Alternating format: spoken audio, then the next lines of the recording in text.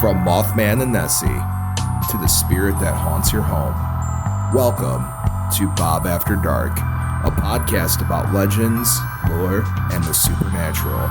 So turn your lights down and your volume up and enjoy your trip to the shadows.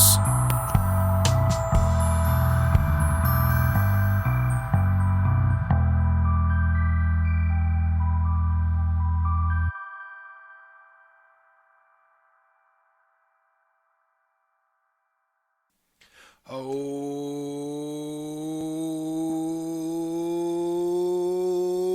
hey there, Children Night, and welcome to Bob After Dark, the show that takes you into the shadows and goes and says hello, everything that goes bumping at night.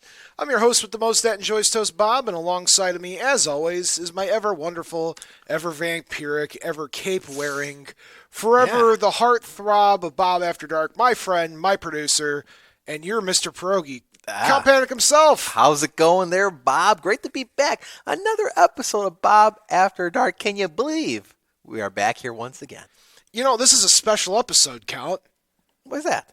Well, you see, because it's not live. Oh, well, okay. Well, it's live for the Jed TV folk. Jed TV we're folk. We're at Jed TV, and it's podcast. And it's a podcast, too. It's podcast. It's more or less podcast exclusive. Podcast broadcast. Yeah, so podcast broadcast episode. Usually when we do these kinds of episodes, it's a little bit more low-key. It's a little bit more chill. We're off the rails. Yeah, a little bit more relaxed. So this episode, we're going to be talking about one of my favorite Japanese ghost stories of all time. Okay. But so there's just this one's, set the mood, relax a little. But to be fair, it's a cleanup. Don't worry. You don't have to hide the kids. No. Listen, I tell my fans this all the time, especially when I'm at cons, is I pride myself in being a family-friendly podcast. It is not easy to get an all ages rating on like Apple Podcasts. It is very hard to achieve that. And it's very, very hard to maintain it. Bob After Dark this year turns 4 technically. Yeah. And because of that, it's like, I'm very proud of the fact that over these years that we've been doing it, we might touch on some really interesting subjects. Of course. We might cross into some very terrifying territory. Mm-hmm. And I always warn you guys, though, when we're doing something that's a little bit more on the spooky side. You know what I'm saying? So this episode's no different. It's kind of a spookier story. Yeah. But relax a little bit. But we're going to be a little bit more relaxed. There's no news articles this week. Not a lot of... I could undo my cape a little bit. Yeah, maybe. Just relax a little, folks. We're going to be enjoying it. But before we do anything, Count Panic's Weekend Update. Oh, Bob, I tell you what. It was a big, I know this guy named Mr. Pierogi, Bob. Oh, yeah. I hear he runs the afternoon show here. He does multiple things, I think. Yes, he's a lot of personalities, I guess. But, they have a big event here if you're not local in Whiting, Indiana, Pierogi Fest each and every summertime. It was the halfway point this past weekend, so there was a big celebration at one of the local breweries, Bulldog Brewing. And I was there, the former Mr. I was there watching Mr. Pierogi and the former Mr. Pierogi. It was a sight to behold there, Bob. And there was a passing of the torch kind of a moment there. It was nice all around. That's so, great. Bob, I'm glad you had a good time. I know you're from the city of Whiting, Indiana. It's really a special city, wouldn't you say? Whiting, Indiana is... Okay, so... Fans out there in the world, because I do know we have fans in Portland. Yeah. You guys saw, out in Portland, you have that slogan, Keep Portland Weird. Mm-hmm. Whiting is truly the keep blank weird city of the country, right? Yeah, I kid you not. Whiting is a very odd city where anything goes, anything's possible, and everything's made up. It's just like that Whose Line Is It Anyway, where everything's made up and the points don't matter. Yeah. It's very similar to that regard, where it's like... It's the little city that could. It's very odd. And Pierogi Fest is kind of like the claim to fame in that town. It's a big deal, yeah. It's a huge deal in that town. Like, Pierogi Fest, that's their pride and joy. Crazy. Wickedly, Whiting's popular, too. That's very popular, too. It is very popular. Yeah. So, they do other things. But Whiting, in general, is like small-town USA. I consider Whiting to be a suburb of Chicago to the extent because... I could throw a rock and hit Chicago from, my house. Yeah. So, but you get the idea. Yeah. The home of Bob. How much more do you need in life? The home of Bob. I wonder, listen, so the city of Whiting officials, if you're listening to this, how have I, never been on the billboard? Oh. So there's a billboard in Whiting, right, that, that shows like off the Whiting celebrity list or like the Whiting. Like when you enter downtown. Yeah, There? it's right over there, right at the sign across from the White Castles. Yeah. I've never been on that billboard. And then in high school, they have the I forgot the guy's name, but we have a Hall of Fame at Whiting High School, whereas my alma mater. Yeah. I've never been elected to the Hall of Fame. Oh, that's a shame, Bob. The Buckley Hall of Fame. Who do we talk to about this? Listen, so School City of Whiting. And just Whiting in general. Yeah. Acknowledge me. Acknowledge Bob, for goodness sake. Come on. Maybe at least they could do is a statue or something. I mean, you would think they put right by the fountain, right by the fountain, put a statue. Yes. Knock out the fountain centerpiece. I think it's like birds. Right? Yeah, put you in there. Put me in there, and I'll be holding like a hose. Yeah, the that'd Bill be and good. Ted. Me and you, the Bill and Ted pose. Yeah, We've talked about this. I mean, like the Mothman statue elsewhere, we have the Bob statue. So yeah. But we'll talk to somebody. I'm sure. I would like to be featured on the billboard. How hard can that be? I have a national TV show in the works. How hard can it be? International podcast. So I digress. If this is your first time ever watching or listening to Bob After Dark, or your weekly show about legends, lore, supernatural things that go bump in the night, lights in the sky, and of course Count Panic. Yeah. Where is Mount St. Helens located? Mount St. Helens? Yeah, it's located in what state? Where? Is this Washington. Okay. Well, is this a trick question? No. So last week, at one point, I was like, Mount St. Helens erupted, and it's one of the cryptids known in Oregon. Oh. And the reason why, folks, is because when I was reading my notes, at one point, it mentioned Oregon. Okay. And so in my brain, because keep in mind, we do this show live. Yeah. So when we record it, because we're a radio show, sometimes I read something and my mouth makes words that don't make sense. For example, the Easter Island Massacre is like my biggest thing I'm known for, at least on the ghostly side of things.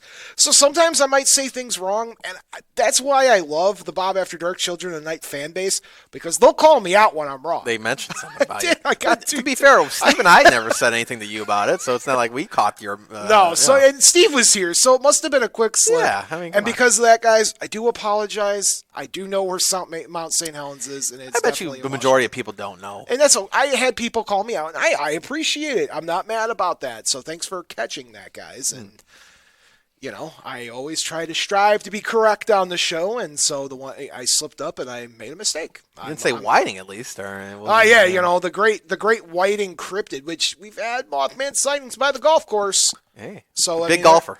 I hear so much at the Lost Marsh. But anyway, so yes, so Mount St. Helen. It is. We're not geography people. I mean, come on. We could barely. What is it, 52 states? How many states? There's 52 states, right? Last time I checked. Did they add a couple since the last time? No. Oh. So yes, Count Panic. What were the two? You did two the one time. You said 52 states. Evaporated, right? And the peninsula evaporated. The plateau evaporated. Yeah. Just disappeared like that. Evaporated into the water. Things happen. Yeah. Things happen. And that's the beauty, and that's what I find fun about doing live broadcasts. Like, keep in mind, podcasters, a lot of times they don't do their stuff live. They don't extract the live audio. We're live. There's not too much. I can't be like, hey, live radio fans, stop, and we're going to take that back. Keep it going. But we keep it going, and sometimes it gets corrected. That's the thing, we're in a tough rock and a hard place here, because if something goes wrong, we just got to keep rolling. Exactly. And I don't think you just let it all fly out on the podcast format. Yeah, guys, let me tell you something. But no, either way, I do appreciate it, guys. This is not a bit. I'm not ashamed, but it's a funny goof up. So thanks, guys, for catching that, and I appreciate it. And I promise you I'll make mistakes in the future, because guess what? I'm not perfect. We'll move past this. Yeah. It's not that. It's literally not that big of a deal. No. I just wanted to point it out. That's good. So what's up, Count? Not too much, Bob. I didn't ask you how was your weekend, though. My weekend was okay. Spent the majority of it up north. Got to deal with snow, which was exciting. Yeah, it's the time of the year. What did I do? I watched The Mummy. And The Mummy Returns. Oh, wow. In the night, and I watched The Mummy and The Mummy Returns. You got a Mummy marathon. Yeah, the Mummy, the first Mummy movie, is literally a perfect movie. The perfect movie. It's perfect. It's seriously perfect. It's not my favorite movie of all time, but as far as the story's solid from beginning to end, the characters are great. The graphics hold up even to this day. The Mummy 2 Those graphics are a little rough. Yeah, I don't know what But happened. no, the first one, it's good. It holds up great. Everything about that movie is just fine. I have no complaints about I don't have many complaints about 2. Yeah. But I'll tell you, man, Mummy 1, it's a great movie. It's our generation Citizen Kane is what it is, you know? I would argue that it's this generation Citizen Kane. Yeah. Not that I like Citizen Kane either. But when people talk about movies, they always say Citizen Kane. Lawrence of Arabia, Citizen Kane. Yeah. Well, you and I went to film school. Yeah, Well, I went to film school. Local, you went to hieroglyphic school, right? Yeah. Why? Yeah. Right. But we would watch the Citizen Kane. The vampire version is Count. Citizen Kane. Count. Count Kane. Count Kane. Yeah. I'm getting my words goofed up and here. the thing too about those types of movies, they want you to watch it with the Ebert and Roper commentary, which is fine. Leonard Maltin. Wasn't that the one we watched in school? I think it was Ebert. Was it Ebert's commentary? I thought it was Leonard Maltin. But anyway, no, we got Ebert. We got to watch the Mummy commentary with. Oh, Bob Anderson's Mummy commentary. That'd be fantastic. Oh, dude, listen. Oh, you know what I did? I've been doing some creative writing project. Did you? A paranormal creative writing project. I have 2 chapters done. Queen of Night's really pushing it for me to put it out there for people to read. So if you guys are interested in reading what I've been writing, it's a paranormal story about a reporter discovering the paranormal. Really? Yeah, it's That sounds cool. It's kind of cool. Yeah. If anybody's interested, I could put that up on the B files on the Bob After Dark website. I'd be interested to see what you have to say. So maybe that'll be a thing that I do. That's the one thing we lack is reading. We don't read enough as a society. I think. I've always wanted to do the blog for the Bob After Dark website. I've always wanted to do like small paranormal stories that don't necessarily. I talk about this often on the show, right? Mm-hmm. When I sit down to do this show, especially when we're live on radio, there's stories like the Loveland Frog. That's one of my favorite paranormal stories of all time. But I can knock out the lore in 7 minutes. Yeah. And don't get me wrong, I could fluff that to a half hour. Easy. Right? But at that point, I'm stretching. You know what I mean? Like, you and I are at that point stretching for jokes. We're dipping into the improv like background there. We do like a puppet show attached to it or something like that. I mean, make it a little paranormal vibrant. puppet show. Something else after you're done writing, a paranormal puppet show. But that's great, Bob. Again, we as a society should read more. But, the reading material has to be interesting. It has to be fun. And that sounds like that's just what this is. I will tell you what, Count. It needs proofreading. I'm a decent writer. Mm-hmm. I am not a perfect writer. I would need it proofread. So maybe if I have a fan out there that's really into proofreading that wants to work like pro bono, because it's not something I super want to invest in. Yeah. If you guys are interested in like proofreading 3 pages of text, let me know. I'll give you something. Yeah. Maybe give you some Bob After Dark swag. I'll give you a T-shirt. That's good. Yeah, I do have T-shirts. We're working on merch, by the way. Merch is going to be really cool. We like our merch. I think we ran through the first batch, right? Yeah, we did. COVID messed things up really bad. Yeah. And now this year, the big plan is to get the LLC formed, and that way we can start offering merch for people to buy. That's going to be a lot of fun. Glow in the dark, maybe. Bob After Dark. Oh, we're doing stickers. Nice. Stickers, buttons. We're going to do that again. T-shirts this upcoming year. Beer cozies. That's like a definite for me. Yeah. Like, what kind of merch would I like for myself? A beer cozy. Action figures. Bob and Count action figure. Yeah, me too. We could a set, if you will. I wonder what scale action figure we would have. They do. There are companies out there that would invest in a. We could pay for that to be done. Yeah. I mean, Jim Cornette does it all the time. He's not. Yeah, it's not a company, right? No. It's just him going through somebody else. But think about it, Bob. Your very own action figure.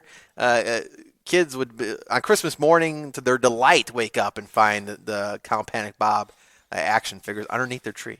Yes. Yeah. All right. So now that we're here. We usually split the show up into 2 parts. We do the news, spooky news of the week, and then we do the story and the lore. This week we're just going to stick to the lore. The lore. It's going to be a lot more lax, but I'm going to teach you something. I want to learn. You want to learn?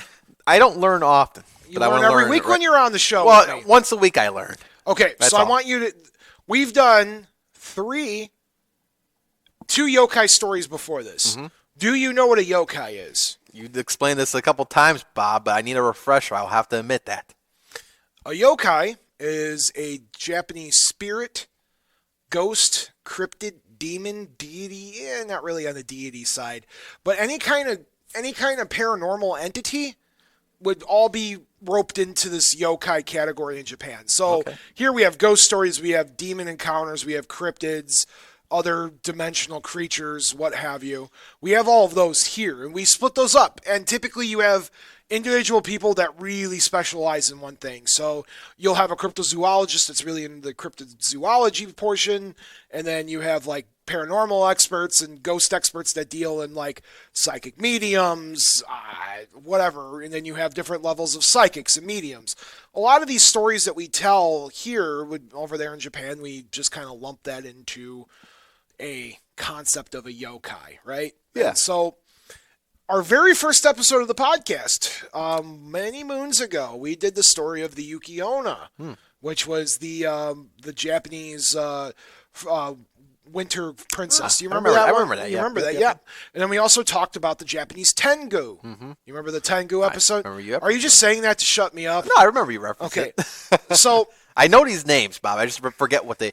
Sometimes I think it's the traveling pants that walk around, but that's not the case. that is the Nightcrawler. Yep. The Fresno Nightcrawler. That is your favorite. That and Yolcat.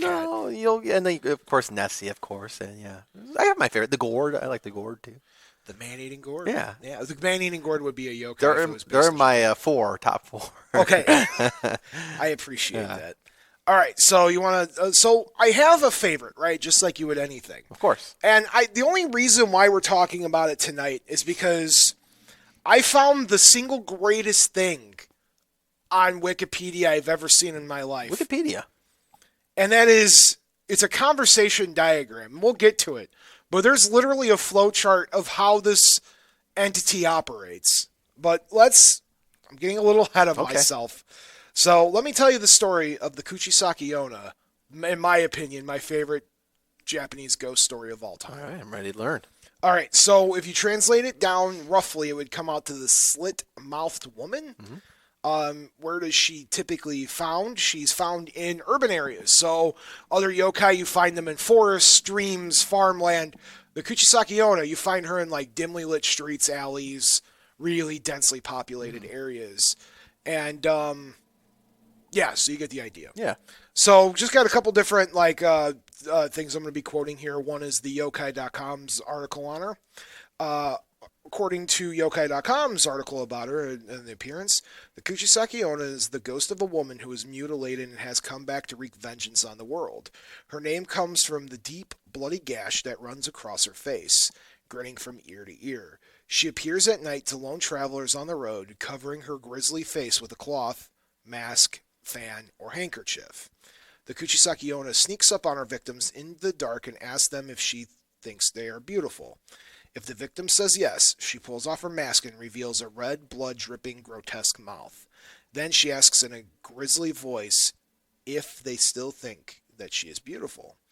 If her victim answers no and screams in terror, she slashes them from ear to ear in an imitation of her own mutilation.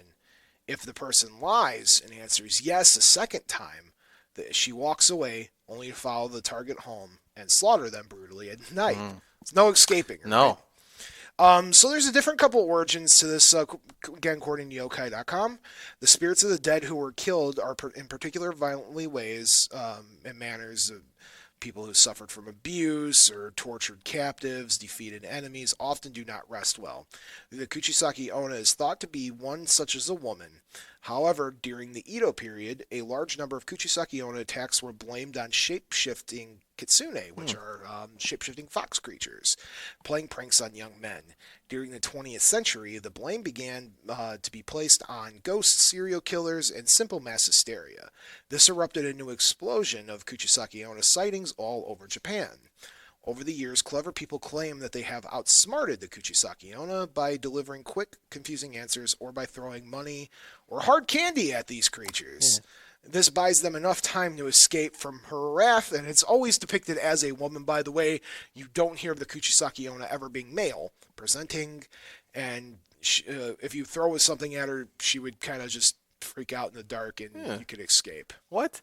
I mean, Bob, go ahead, continue on. No, go on. I was going to say, Bob, I mean, this is a rather, you talk about these cryptids in the past here and some of these creatures, and it's maybe hard to defeat some of these folks here, but this one, you just throw hard candy at it and it just leaves you alone.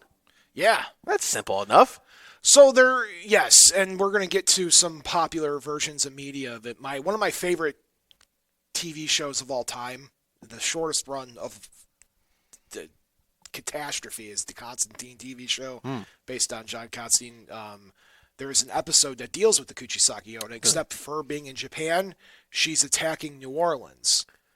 Okay. And so the episode, she's going around killing men. That's typically her target.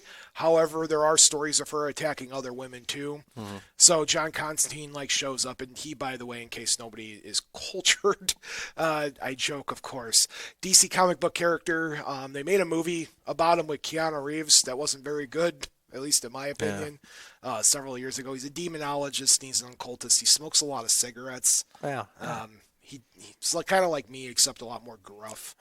I also don't smoke cigarettes, so I guess that's a thing. No, well, that's a thing. Okay, too. so I'm not John Constantine. Also, I'm American. He's British.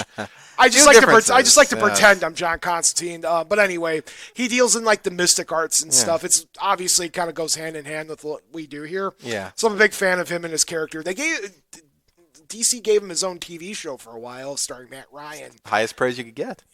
He lasted 5 episodes. It was a catastrophe, I'd say.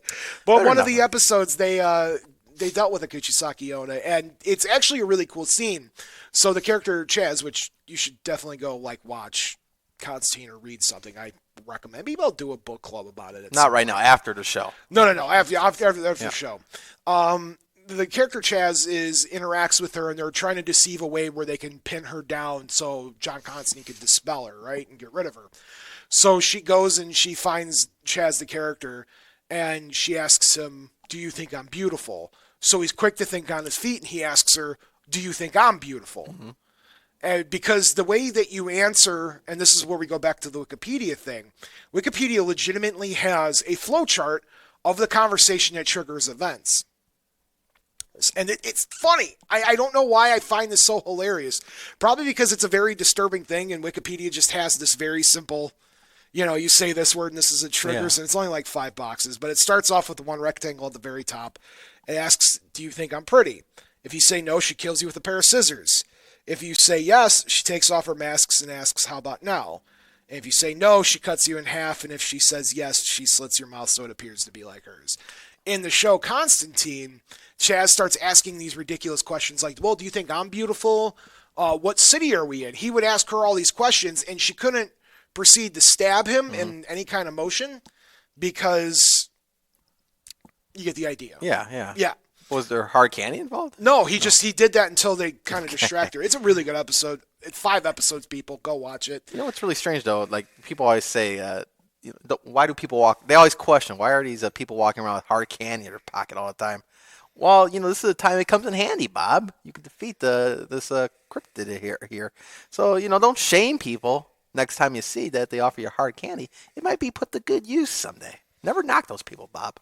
Yes. I know you don't, but never knock those people. Yeah, no, I try not to. So there's different variations of the origin stories of the Kuchisake-onna. According to legend, that she was a woman who was mutilated during her life with her mouth being slit from ear to ear. In some versions of the story, the Kuchisake-onna was an adulterous wife or mistress of a samurai during her life. She grew lonely as the samurai would always be away from home fighting. Because of this, she would begin to have affairs with men around town. When the samurai heard of this, he was outraged. As punishment for her infidelity, her husband sliced the corners of her mouth from ear to ear. Other versions of this tale include that her mouth was mutilated during a medical or dental procedure, that she was mutilated by a woman who was jealous of her beauty, or her mouth is just filled with numerous sharp teeth that rip the mouth naturally. After her death, the woman returned as a vengeful spirit, and she covers her mouth, like I said, and the idea is that she would go and try to communicate with a person, and depending on how you answer things, she would proceed to kill you. Yeah. An individual can survive an encounter with the Kuchisake-onna by using one of the several methods. We talked a little bit about the different ways that you can avoid anything. You can avoid it by asking kind of dumb questions. You can throw money at her. You could throw hard candy at her. Yeah. And then there's also there's a phrase you can say in Japanese that's basically banishment, banishment, banishment, and it make her disappear as well. Author and folklorist Matthew Meyer has described the Kuchisake-onna legend as having its roots dated back to Japan's Edo period, which spanned the 17th to 19th centuries. In print, however, the legend of the Kuchisake-onna will date back as early as 1979. The legend was reported in publications as the Gifu newspaper. And I'm going to butcher the enunciation of this, and I sincerely apologize to the folk who speak Japanese and the Japanese culture because I do not. The Gifu Nichi Shinbun on January 26, 1979, the weekly publication of the Shukan Ashi, March 23, 1979, and weekly news magazine Shukan Shinshu on April 5th, 1979. Rumors about the Kuchisake-onna spread throughout Japan, which led to young children sometimes being accompanied by members of parent-teacher association groups while walking them home from school. So the story of her starts up, and we start seeing her pop up in these news articles, right? And people were so freaked out by this creature that they legitimately had a panic, across certain parts of Japan, to where she was causing the PTA to come escort kids home. And it was said that if these kids were escorted home, or if they were by themselves, they were told to keep a pocket full of candy or a pocket full of their coins, so that would kind of dispel her away. So, you don't hear about that very often, right? When it comes to a paranormal story, a lot of times people think, this is all mumbo jumbo, and you don't hear of anything legitimately causing mass panic, which this thing legitimately did. Yeah, terrifying. Historian and manga artist Shigeru Miyazaki considered the Kuchisake-onna an example of a yokai, a term that can refer to a variety of supernatural monsters, demons, and other creatures in Japanese folklore. According to Zach Davison, a translator of many of Miyazaki's works, when Miyazaki put her in one of his newest yokai encyclopedias, that's when she is officially considered as a yokai. So it took Mizuki, not Miyazaki, my apologies, Mizuki, to put her in the encyclopedia, and now she's considered to be a good character. The rest is history after that, yeah. Okay, and then sorry about that. In popular culture, you could actually see her in some of the live-action films as well as manga, anime, and video games. Their character appears in 1994's animated film Pompoko, produced by Studio Ghibli, which was the Miyazaki thing. The M's mixed me up. That makes sense. Remember how we were talking before, how you read these notes live? Yeah, just that. And you mix up, so I had the two going. M's back to back. Yeah. No, just what I'm saying. I'm explaining something. You're doing it. Yeah. It happened right there live, and I caught myself that time. Have you ever seen Pompoko? I have not. Pompoko is... I like Miyazaki films, and I know there's people out there that really... that really really enjoy the films. They're, these really whimsical, really beautifully drawn animated films. They're good stuff. But Pompoko happens to be my favorite, and I don't think a lot of people's favorite is Pompoko. But I'm going to give you a quick rundown of the film, and it's going to be homework. I want you guys to go and watch it. Pompoko is a film about a tanuki. Do you know what a tanuki is? Fill me in. Oh, really? The tanuki suit from Mario Brothers 3. Does that give you a hint? Yeah, it gives me a little the raccoon. So Okay. It's a raccoon creature that shapeshifts into different entities and different objects. They screw with people a lot. Yeah. The movie does have a heavy message on environmentalism and industry. It's really good. But at one part in the movie, the tanuki are trying to scare people away from living in their woods. I don't want to spoil too much because it's a really good flick. There's a parade of yokai, and one of the yokai you could see in Pompoko is the Kuchisake-onna, which is really cool. Again, guys, I can't recommend the movie enough. This character gets around. Yes. She later appears in the 1996 live-action short film, The Kuchisake-onna, directed by Teruyoshi Ishii. She was mentioned in the 1998 film The Ring. Have you ever seen that one? I've seen The Ring. In 2007, the film Carved, The Slit-Mouthed Woman, was another one of the films. Then there was Carved 2, Carved 2, The Scissors Massacre. Wow. What a title. And the Slipmouth Woman Zero, the beginning of the Kuchisake-onna, was released in 2008, and she can also be later seen as a character in the 2012 film, The Kuchisake-onna Returns, as well as a webcomic known as Mob Psycho 100. All documented character. Yes, and then, of course, she was featured in Constantine as well, as I spoke about earlier. I was going to say, I mean, that's quite the... I bet you people have seen this. But they've never put it together until now that you Hey, man, 2020, a lot of us were walking around in masks, right? Yeah. You never know. You might have bumped into one during that time up in... So it's very possible you might have bumped into one. I did start throwing hard candy at somebody.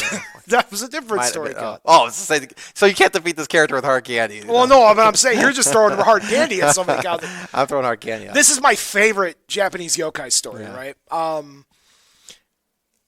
It's so scary, and it's a very simple story. I covered it in about 15, 20 minutes, which is why not normal episode of Bob After Dark material, right? Yeah. We talked about that. But it's such a good, well-rounded story. It's got the legend, right? It's, if depending on what part of the country you're in or town, you have a different origin story, which is very, very important you see in these ghost stories. Even now, you hear about Old Man Jenkins' house, how he murdered people on the block, or his house burned down while he was still inside, and that's why his ghost still exists. The lore of it all. The lore of it is, the fact that it has different stories attached to the lore, I think is as important as the lore itself, right? I think that's very important. That means the story's been passed around. For sure. I mean, it's one thing to see the character, but another thing, a whole different level, to learn about the lore, what makes this character so special, what got it to this point, why is it so terrifying? I mean, these are the things that people want to know about, the backstory, if you will. Absolutely. Yeah. So then you have the character itself. You have her. What does she do when she approaches you? It's pretty concise the way you go about things and how you answer it, considering they made a flow chart about it. That's needed. Such ridiculous. I've never seen a flow chart relating to the paranormal, and it's hilarious. It's got to be helpful for someone. It's like, I want to print these out and hand these to people when I go to cons. It's like, how to survive a Kuchisake-onna attack, I think it's hilarious. I don't know why, but... so that part of the legend is pretty straightforward. You get a lot of it that pretty much the same. Maybe the versions of how she kills you or when she slits your mouth might be a little different. And then the way that you survive. Some people say that you have to throw the hard candy. Some say you have to throw coins at her. And some say you could just, baffle her with, other questions. What is that like? What kind? Like you said, dumb questions or any questions? Just if you don't answer the question and you keep asking questions in return, you can confuse her long enough for you to get away. And then you walk away, or does she walk away? She's kind of confused and baffled. You can walk away. I hope you don't just randomly turn around and. Well, like with the candy, she walks away when you throw candy. But I don't know if the stories will confuse her or questions confuse her. But I don't know. I feel like that could get you in a situation. Better off just keeping hard candy in your pocket. I would agree. Yeah. Or whatever. Anything in your pocket, right? Yes. Yeah. What'd you think of the story of the Kuchisake-onna? Terrifying. Again, if you don't really ward off this creature quick enough, then you end up with your mouth slit open there and different varieties. So always best. But this is a good one. This is an easy one to conquer here, Bob, because we hear about these other, creatures and cryptids and whatnot. And there's some tough ones. There's some tough cookies out there. This one, even though dangerous if they go hold on you, easily to persuade to get the heck out of there. I just think the alluring factor of the creature is very fascinating, right? Typically her targets are men. A lot of the stories you hear are from men. Mm-hmm. So like you're walking alone and you might be feeling whatever, and then here comes this woman coming up to you, right? And you might think, oh, I'm going to get it like a phone number. And no, man, you're getting something way different than that. It's so terrifying. It's almost like primordial fear, right? Of something like coming after you and like tricking you up. Because, there's other stories out there, of creatures attacking people like randomly or, whatever it might be in the paranormal. Even in true crime, there might be, just random attacks, whatever it might be. And it's a little different. But this one, it's like, there's not really a pattern. She doesn't really, there's not like one body type or one type of person. It's typically men, but never know. Kids are even getting scared and they're legitimately causing enough panic to cause like PTAs to like walk kids home. That's the fact that she was able to strike that much fear into people, and I really dig that. It's so cool. How soon do you have to react? I mean, what's our reaction time here? I mean, is there a discussion before she attacks? Is there a... She just comes up to you and she'll say, "Do you think I'm beautiful?" That's it. Okay, that's all we got. And then if you say no, then you die on spot. So if you see it without the slit in the mouth, you say, "Yeah, you're a very attractive young lady," and then she removes the mask, and you're like, "Do you think I'm beautiful?" And then you start throwing candy. No, yeah, at what point do you start throwing throwing the candy as soon as she approaches? Because the reaction time, I mean, you don't have much time, it sounds like. Once the question is asked, you got to react. So at that point, you don't even answer the question. You just start asking the dumb questions or throwing her off or throwing the candy. You got to react fast here. All right, Count. So here's a question for you. Scenario, if you will. Okay. You're at a pub, right? You're at one of your vampire bars. Yeah. And you're walking home, you finish up, and let's say you're a quick walk away from home. So you drink responsibly, you walk home, and you hear a woman calling you. Yeah. Do you think I'm beautiful? Oh, At what point do you start throwing the candy? Oh, man. I throw it right away. That question, instantly. Yeah. The second somebody asks, "Do you think I'm beautiful?" Count's like, "Nah, I'm out of here." From now on, whenever somebody asks me that question, I'm going to start throwing candy at them. Yeah. My other question is, what kind of candy do you throw? It's got to be, you said hard candy, right? Whatever the candy would be popular in Japan, there's lots of different kind of candies over there. Well, I know the traditional one here in America is the old, like, say, elderly person walks around with maybe the breath mint? Yeah, or the Halloween orange and black twisty the wrappers with the orange and black ones that nobody really eats. Those are hard candies you could throw at somebody. Do you want to know what Weathers, the caramels? That one is a popular one. I too. like that one though. I don't want to throw. You like that one? I don't want to throw away candy I'm not gonna like. Yeah. Or that I'm gonna like. You know what I mean? Like, I don't know, man. I'm being attacked by a Kuchisake-onna. It's like I don't want to throw away, a York peppermint. Well, how about those Halloween candies that nobody really eats? I like those. The ones that are wrapped up in the orange and black tissue. I'm going to stick with, like, for me, root beer barrels. Oh, would that do it? I think that would do it, right? That's hard. It's hard. Yeah, it's not my favorite. I know, like, all three of you that are into root beer barrels are going to be like, "Now come on, Bob." No, that's a good choice, Bob. You're right. You want to get rid of a candy you're not going to eat. Might as well be something like root beer barrels. But yeah, Bob, reaction time is quick. You got to be quick. As soon as you hear that question, start throwing that candy. Absolutely. Yeah. Why, you would wait? You would give it a little pause to see what happens? For me, at this point in my life, I'm 32 years old. I'm not going to, I'm, if somebody's trying to talk to me, I might just be like, "Please leave me alone." Yeah. But you got to answer the question. Then I'm going to get stabbed. Do you want me to get stabbed? Well, that's why you got to throw the candy or start asking some dumb questions. You think I'm beautiful? I'd be like, "Sorry, I can't hear you." Yeah. So, yeah. Do Sorry, like that, I've been, I had a couple of beers. I'm not following. What'd you say? Well, can you ask back that same question they ask you? Yeah. So that's in the lore. There's a thing where you can ask her, "Do you think I'm beautiful?" Which is what they used in the show Constantine. It's a really good back and forth, by the way. I got to watch that.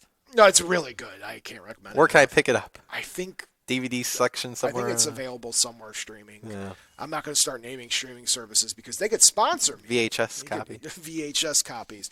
But no, so anyway, Kuchisake-onna, it's a really quick story, but there is some lore associated with it. It's just so terrifying. Yeah. It's absolutely horrific, You hear the story of, like, the Yuki-onna, where she's, like, manipulating the weather. That's terrifying. Yeah. But there's, like, a really strong power associated to that. This one's just like a conversation killer, you know what I'm saying? Yeah, exactly. Could stop you in your tracks, you could say. So what do you think of the story? I think it's fantastic, Bob. Again, easily, I think I could easily survive this, of course. I don't think she would get to me as much as these other ones you talked about in the past. As soon as that question is asked, I'm either asking more questions or I'm throwing things at her. So I think I could, I don't say this slightly. I don't say this too often. I easily would get destroyed by any of these folks you talk about. But this one, this is the one you're surviving. I got a chance here, Bob. I'm glad to hear that. I think majority of people. I think the majority of people would have the same chance if they knew what they were dealing with. Seriously, if you don't know what you're dealing with, then you have no time to react. So this is the one you're retaining. This is knowledge you need. This is the one creature that Count Panic's legitimately going to remember. So if I asked you, Count, how do you kill a Wendigo? He doesn't remember. I don't remember. He doesn't remember. No. So if he comes across a Wendigo, he's going to get ripped to shreds. But I don't think there was an easy way to defeat one, right? Well, you get a red hot ice pick and you stab it through the heart. Yeah, that's difficult to do. That's a task. And nobody has that laying around, so it's like hard candy you could at least keep in your pocket. So this is the one, guys. This is the one. Count Panic is conquering the Kuchisake-onna. I hope I run into one tonight because I want to conquer it. Oh no! I hope it happens, Bob. Oh, Count, thank you so much for all of us. Thank you so much for producing. I don't ever get to thank you enough on the show. You're Thank welcome. you for producing an episode. You're welcome, Bob. And again, my cape kind of stayed on through the whole time. It was a nice podcast, Jet TV format there. But here's the thing, Bob. You're telling people life lessons right now, which is good to have. I mean, you're giving people the keys don't talk to to strangers. There's the lesson you can learn from the Kuchisake-onna. Just don't talk to strangers. Don't talk to strangers. Fine. Yeah. No, Bob, fantastic. Again, I'll take this knowledge with me wherever I go. All right, folks, thank you so much for watching and listening to another episode of Bob After Dark. On behalf of me and Count Panic, we just want to wish you guys all good night and sweet dreams. To Dad, wherever you are in the universe, I hope you're happy and comfortable. Mom, I hope you have sweet dreams as well. And to Tiff, no matter where you are in the world, I hope you have the sweetest dreams of them all. Good night, everybody. Remember, the two most important rules of Bob After Dark are, not all who wander are lost, and as above, so below. Until next time.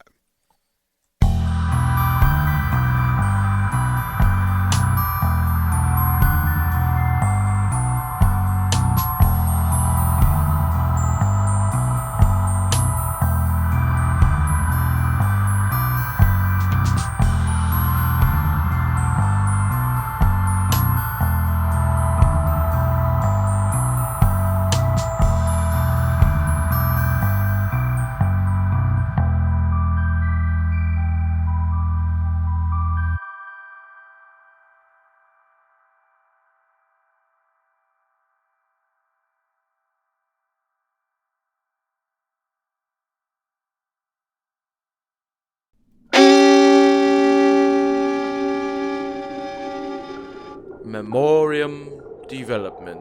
Go.